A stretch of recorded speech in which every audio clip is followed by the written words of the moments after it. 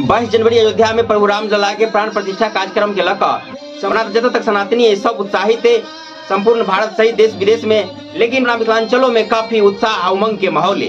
कल 22 दिसंबर के विभिन्न स्थान पर विभिन्न प्रकार के भजन कीर्तन या विभिन्न प्रकार के कार्यक्रम रखल गया लेकर कि बहुत राज देश अगला वीडियो में देखा कि कौन ठाम कौन प्रकार के कार्यक्रम के आयोजन किया गया। मुद्दा चलू अखन देखावा जा रहा कि मिथिला के हृदय स्थली जयनगर या के इर्द गिर्द के गाँव में एक दिन पहले यानी 21 जनवरी से बाजार के विभिन्न स्थान में या विभिन्न मंदिर में अष्टजाम भजन कीर्तन प्रारंभ भ गए। ओकरे किस झलक देखावा जा रहा छी। उम्मीद है कि अपनों के गांव ठाम में यही प्रकार के उत्साह उमंग है।